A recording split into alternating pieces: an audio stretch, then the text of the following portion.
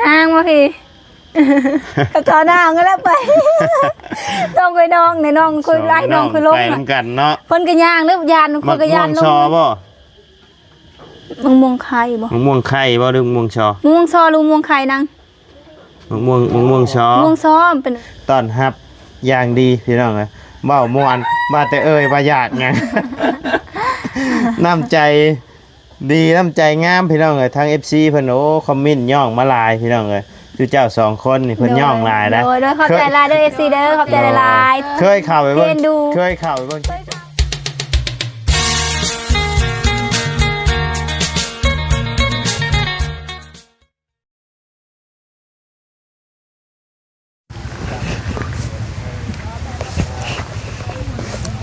ทักทายกับสบายดีนะพ่อแม่พี่น้อง FC เบิร์ดสู่คนบ่ว่าจะอยู่ในและต่างประเทศก็ยินดีต้อนรับกับสู่ช่องบ่ไล่พะลุยคือเก่าพี่น้องเลยหลังจากที่ว่าต่อจากคลิปที่ว่าทางบ่ตูนเพิ่นถ่ายทางน้องวงกับน้องนางเพิ่นเนาะพี่น้องพาไปห้านซ่อมรถพี่น้องทางน้องนางเพิ่นกลับเข้ามาบัดได้ยินบ่รถล่มอีกพี่น้องรถล่มเนาะเดี๋ยวทางน้องบงเพิ่นกำลังขับเข้ามาอยู่พี่น้องเดี๋ยวสิเข้าไปถามไทยเพิ่นก่อนพี่น้องคือว่ารถล่มตอนในพ่ออยู่ในครัวในเซ่แบบซกรุดพี่น้องทางบ่ไล่กับบ่ตูนก็ได้พาไปห้านซ่อมแปลงก็แล้วเป็นที่เรียบร้อยก็เลยบอกน้องว่ามองเพิ่นว่าทางชื่ออ้ายเข้ามาก่อนเด้อว่ะเนาะทางน้องเพิ่นขับตามเข้ามาที่ดังพี่น้องเลยมาโดนเติบมันยังบ่เห็นเข้ามาอยู่พี่น้องพอดีตู้เมียน้อยแล้วไปพูดเลยได้เมื่อกี้เนาะพี่น้องเลยพูดลุงเฮิมไปแล้วพี่น้องลุงเฮิมมาพอดีพ่อทางน้องเพิ่นรถล่มพอดีพี่น้องเลยทางน้องบงเพิ่นเป็นผู้ขับเนาะน้องผู้บงโอ้ยช่วยซ้ำช่วยซ่อนพี่น้องไอ้ซกรถแล้วผันยังรถล่มอีกพี่น้องยืมรถเพิ่นไปซับบาทนี่พี่น้องยืมรถเพิ่นไปบัดมีแต่แนวเป็นใช่พี่น้องซกรถแล้วบัดยังมารถล่มอีกแต่ว่ายังบ่เห็นทางน้องเพิ่นเข้ามาอยู่พี่น้องเดี๋ยว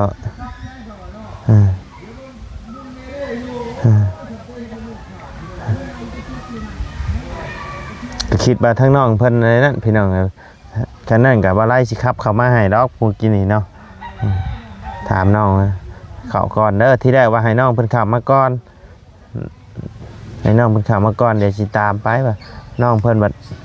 อยู่กับอ้ายอยู่เด้อก็เลยบอกน้องเพิ่นนะชั้นช่วยอ้ายเข้าก่อนเด้อว่ามานั่งโดนเติบก็ยังบ่เห็นอยู่พี่น้องเข้ามาลุงเฮิมเข้ามาฮอดเพราะว่ารถล้มโอ้ยรถล่มเนาะช่วยช้ำช่วยซ่อนพี่น้องวานนี่กาทางน้องเพิ่นกาหายสะอื้นอยู่เนาะเบิ่งทางคลิปของลุงเฮิมเพิ่นเนาะพี่น้องพ่อกับแม่ผิดกันพี่น้องพ่อเป็นพ่อหน้าเนาะผิดกันสิเอากันได้2 เดือนเพิ่นทางน้องเพิ่นนะตอนแม่เอาเด็กๆก็โอ้ยนั่งให้ตลอดเลยบ่อยากให้แม่เอาคือกันไผกับพี่น้องกับบ่อยากให้เอา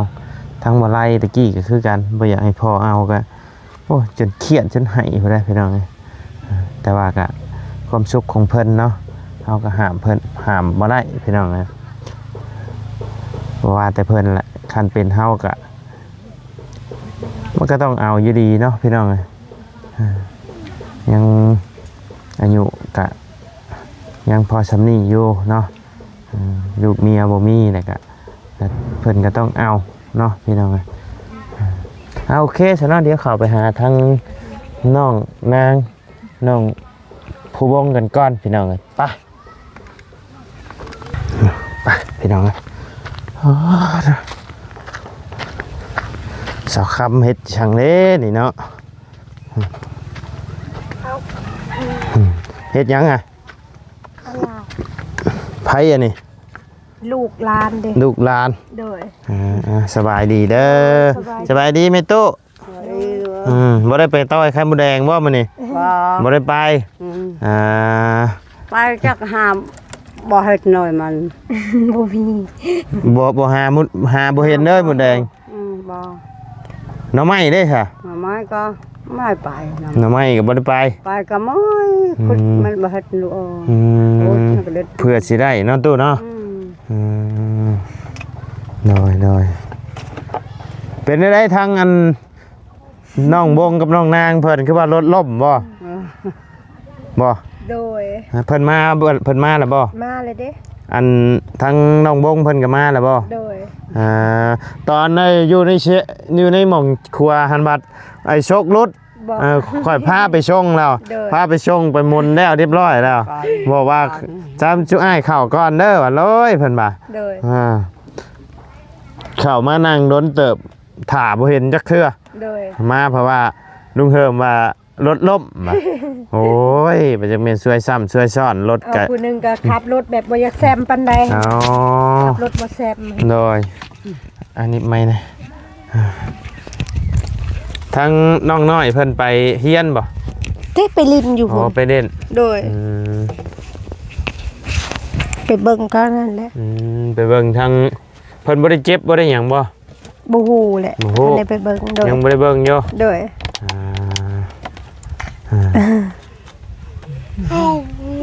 อืม อันนี้เป็นน้องของน้องนางเพิ่นบ่นี่นะ ลานเพิ่น หลาน โดยลูกเอื้อยลาน ลูกเอื้อยบ่นี่นะ โดย อ๋อโอ้แบบว่าหน้าตาโค้งห่างแบบคล้ายๆกันเท่านะ โดย อ่าจับบ่ได้ก็อยากจับเนาะอืม เบิ่งแหวเบิ่งนะ อืม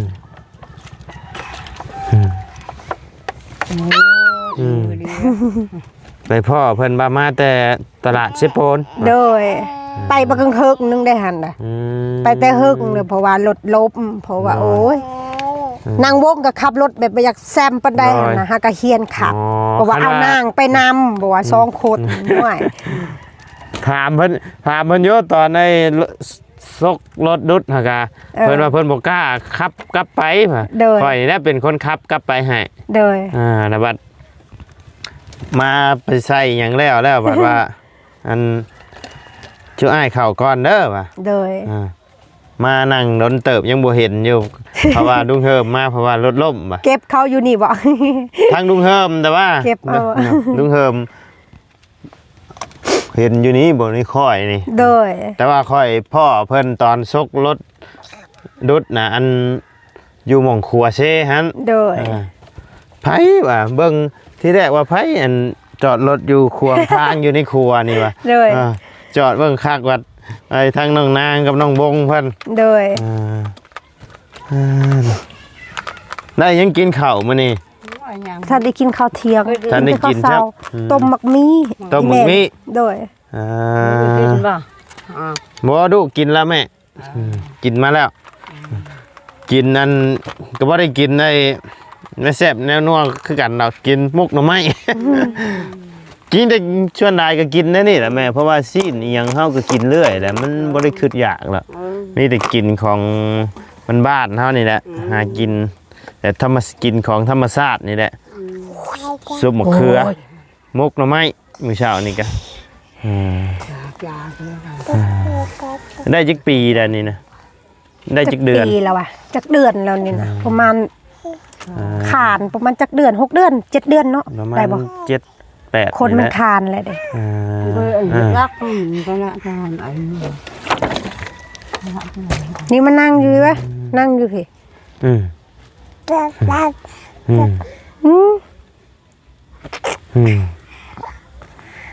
เสียเนาะ โดย เอาเดี๋ยวไปเบิ่งทั้งน้องนางกับน้องบงเพิ่นกันเด้อเสียเด้อ โดย โดยมาขอไม้หน่อยโดยสบายดีเด้อ โดยสบายดี ไปเบิ่งเพิ่นก่อนพี่น้องเลย โดย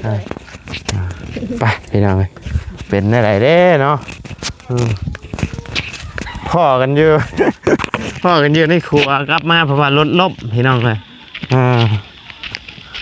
พาไปชงฮอดหมองเลยโธ่เนาะใช้อยู่บ่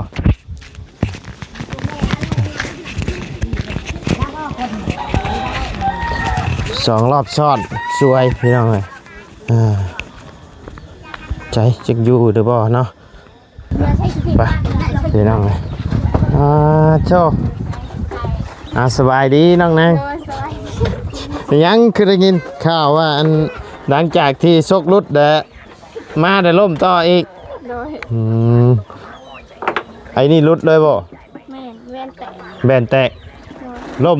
มอยู่หมองได้น่ะบอลคูอันต้นไม้ใหญ่เห็นดิขับรถยังบ่แข็งบ่แม่แล้วก็เฮียนรถแหละ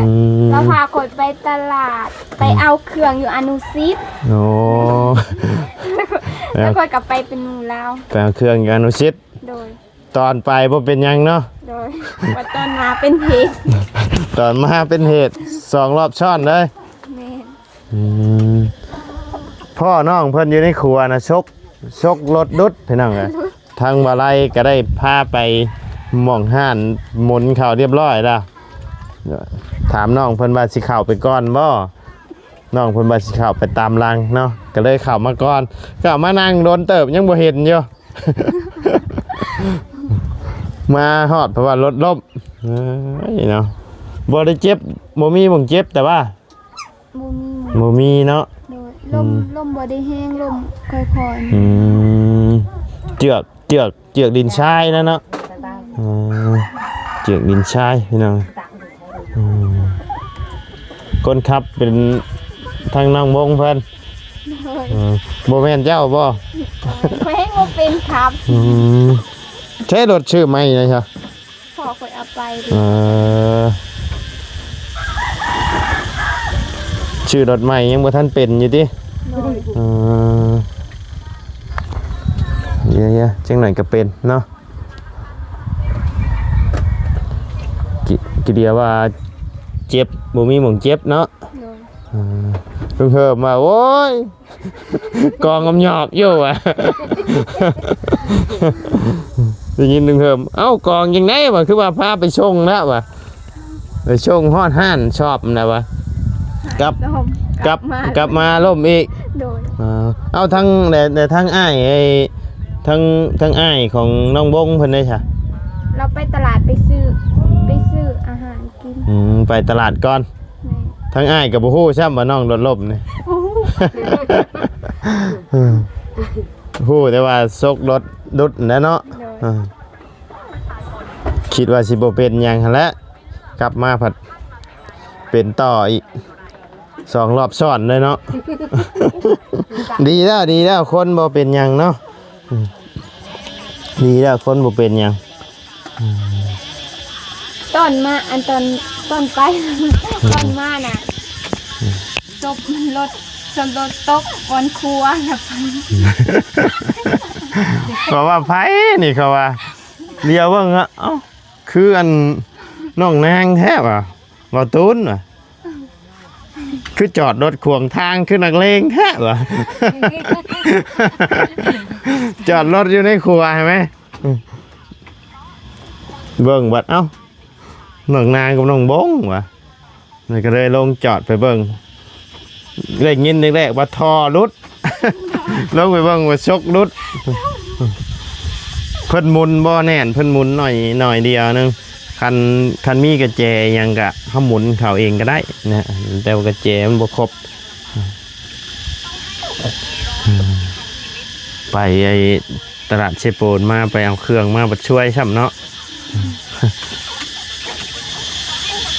จอดแข่งแดดพี่น้องเอ้ยเห็นแหมเปียกอย่างวะ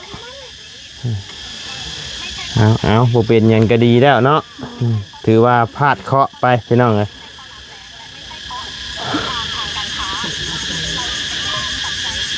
เดี๋ยวไปถามทั้งน้องบงเพิ่นอีกรอบพี่น้องเอ้ยบัดนี้คือสิบ่อยากขับปานใดแล้วรถบัดนี้เนาะยังสิคิดย่านอยู่แล้วบัดนี้เนาะคิดย่านอยู่บ่ยังอยู่หรอกเนาะยังบ่คิดย่านเนาะเพราะว่าเบ็ดล่มค่อยๆนึงเด้ทำแบบว่าลงแห้งๆแบบเจ็บนี่ก็อยากใจก็ลบคือกันแล้วเนาะแต่นี่ได้อยู่หรอกนี่นะ เอาโอเคซะเดี๋ยวทั้งอ้ายไปหาทั้งน้องบงเพิ่นก่อนเด้อน้องเด้อโดยสบายดีเด้อเนาะไปพี่น้องเดี๋ยวขึ้นไปหาทั้งน้องบงเพิ่นก่อนพี่น้องเลยขอขึ้นเฮือนหน่อยเด้อเนาะ สบายดี โดยสบายดี โอ้ยรถล้ม โดยเจ็บปวดเขา สองรอบช้อนเลย ตอนแรกอันนั้นตกยัง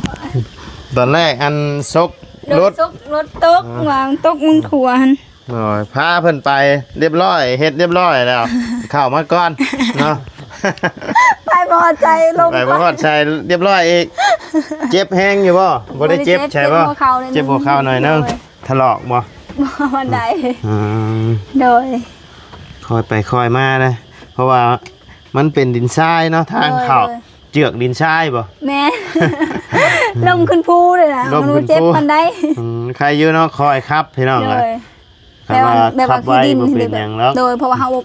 บ่เซมปานใดนะเขาโลดอันนะ ขับรถยังบ่แข็งเนาะ โดยยังบ่แข็ง น้อย ยังนั่นแหละ ขับรถยังบ่แข็งปานใดพี่น้องเลย ก็เบิ่งทาง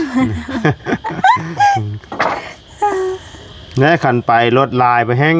สงกรารนี้ เขาบ่กล้าไปดอก บ่ไปเด้อ บ่ได้ไปไปน้ำอายยังก่อนแต่ก็ได้ ไปน้ำอ้ายน้ำหยัง โด นั่น ย แหละ น้ำอายเขาแหละ ไปผู้เดียว นี่เลยว่าไปยังสงกรานต์ยังมาถึงเขานี่ก็ไปซื้อไปเอาเครื่องซื้อหั่น ไป นะ เอาเครื่องอีกชื่อยังบ่ฮอดตลาดแชมบ่ไปฮอดบ่ ฮอดตลาดมา ฮอด นั่น ตลาดชื่อเครื่องแล้วเรียบ แล้ ร้ ว อย มาแล้วสิมาบ้านมันตกมันสิเป็นต้นนั่นเลยเนาะ น้อย มันตกอันนั้นก้อนอย่างว่า เนาะยังดีแต่พ่อ พ่ออาย น้อย โด เนาะ ยขอบใจหลายๆเด้อตอน น้อย อะไรวะเนี่ย เนาะ ใครจะได้เห็นพวกอายอย่างวะ น้อยให้น้องเพิ่นขับไปเพิ่นบ่กล้าขับพี่น้องเอ้ย มันการเข้ามันตกอะไรคุยกับญาตินี่นะ ใจลบเลยนะเนาะ โดย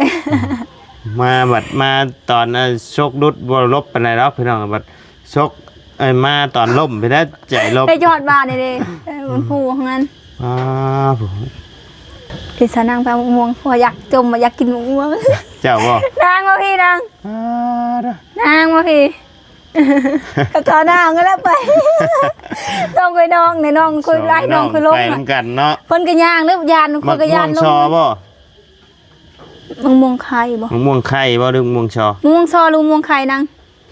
มะม่วงชอ มะม่วงซ้อมเป็นแบบนั้น ไปเอาอีใช้ชื่อเอาบ่ บ่เอาเงินขอ ขอ เอา เอา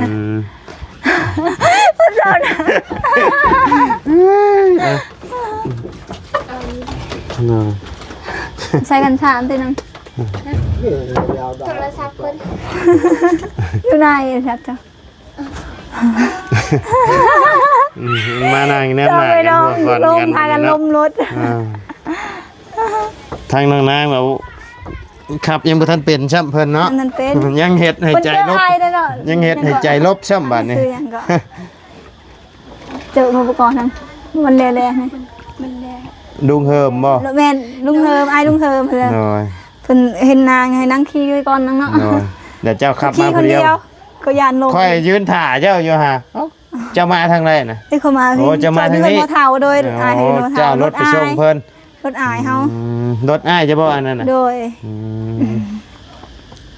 รถเขา ใคร ต้อง ใครอยู่ยังเป็นรถอ้ายเจ้าของเนาะ รถอายตัวเองรถคนอื่นก็บ่กล้าดอก น้อย มีแต่รถอายเฮานะขับได้ ไอ้รถคนอื่นยันเพิ่นเว้าและ โดย ล่มพี่น้องเอ้ยถึงเฮาสิแปลงให้เพิ่นอยู่แต่ว่า โดย ก็คิดอยู่ได้เนาะเฮ็ดของเพิ่นล่มพี่น้อง โด เอ้ย ยลมรถอายยังยานอยู่ว่ายานเพิ่นหาย จะเพิ่นให้ แต่ เนาะ ว่าเพิ่นบ่ได้หายดอก ทั้งอ้ายเจ้านี่เพิ่นมีครอบครัวแล้วบ่ โดยมีลูกแล้วลูกหนึง มีครอบครัวแล้วเนาะ โดย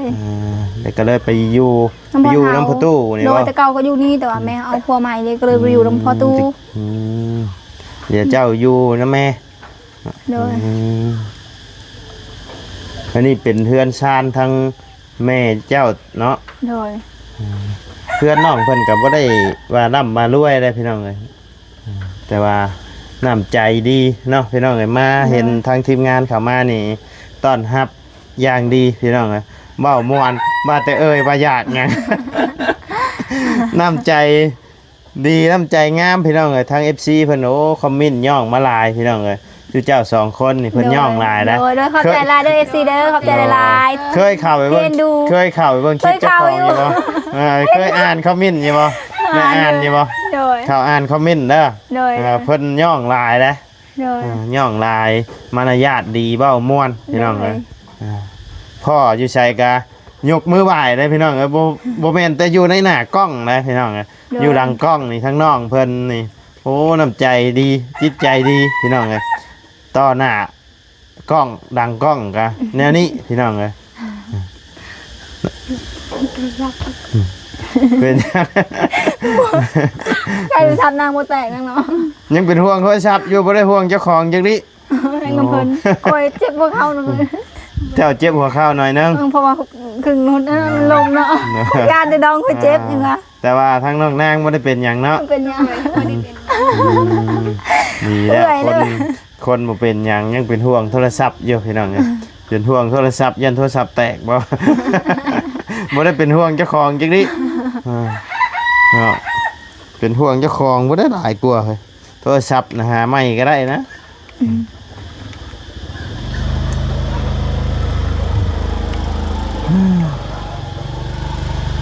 ไผสิแต่งแก้วนี่นะ เจ้าค่ะเราสิต สิตำมาบ่ง่วง ำหัวตำแจวชื่อ ก็เรียกว่าตำ กินน้ำกัน โดย ได้กินน้ำกัน กินอยู่อยาก โด อยู่ ยจงก็อยากอีกวันนั่ง เนอะ อยากแห้งวะ ใครอยู่ม่วงปีนี้เนาะไปเอาอยู่ต้นใดก็ได้บ่อึดปีนี้ดกทุกต้น ลงตีนโตเลย แต่ว่าทั้งนี้เห็นเพิ่นตำแจ่วตำหยังเพิ่นมักใส่ขิงเนาะ บางคนใส่ขิงเฮาก็ใส่นั่นใส่กระเทียมแล้วก็ใส่ปลาแดกเขาเรียกใช่ไหม ได้นั่นน่ะข่อยกินนะแต่ว่าใส่ขิงนี่ข่อยมันจักไงมันขิวบ่ มันคิวและใส่ขิง หึนๆแบบนี้ โดย แต่ว่าบางคนเพิ่นหย่ำกินเลยก็มี เห็นดีได้ขิงเนาะ โดย กินให้ดี ข่อยกินบ่ได้หึน คอยก็บ่มักกินคือกันน่ะ เห็นเพิ่นกินไอ้ใส่ลาบใช่หยังเห็นเพิ่นตำหัวโก้หัวคาใช่น้ำนะใส่ขิงเนาะ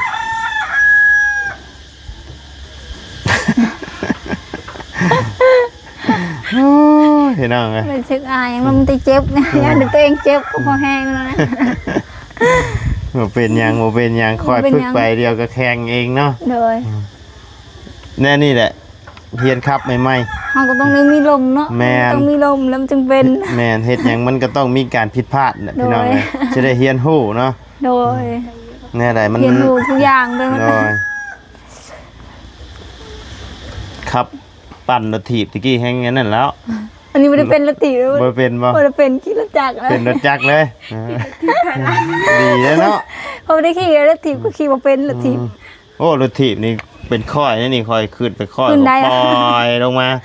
เอ้ยบ่ได้เขาถีบบ่เป็นแล้วรถถีบ น้อย ค่อย โอ้ข่อยเบิดรถถีบหลายคันเลยข่อยเพื่อข่อยสิเป็นให้กัน เออนั่นแหละทางเป็นรถถีบนะมันจะแข็งเนาะ แม่น นี่พะเทาบ่ได้เป็นรถถีบอย่างเลย ๆแต่ข้าวข่อยยังเฮียนนี่ ปั่นรถถีบได้ไปโรงเรียนน่ะ เนาะ อ่าบ่ยังบ่มีเงินซื้อรถจักรเด้ตะกี้เพิ่น เนาะ ซื้อรถถีบให้ ปีละคันพุ่นละ เพหน่อย เพเลย เดี๋ยวเอ้ย ปั่นมาเฮียนปั่นออกไปเฮียนไกลเติบได้ซ้ำบ้านเจ้าไปไอ้ทางไปเข้ามาผู้ใด ว้า อ่า ไกลเติบ ไกลเติบ มื่ ได้ อย แต่ว่ามันบ่ได้เป็นภูเป็นอย่างนี้ มันเป็น นี่ แบบว่านั้น มันเป็นทางเรียบเลย ไกลเลยเนาะ งั้นเป็นทางเรียบเลยก็คือบ่ได้ไกล เป็นภูมิากด้วย น้อยตะกี้ยังบ่ได้มีรถจักรรถหยังมีแต่รถถีบตะกี้โอ้ได้รถถีบก็ถือว่า ดีแล้วนะ ดีแล้วตะกี้นะมีรถถีบขี่นี่ก็ดีใจแล้วจุมือนี่โอ้ยเห็นรถถีบชอบบ่อยากจับ เมื่อยโอ้ยยังไงนะเมื่อยปั่น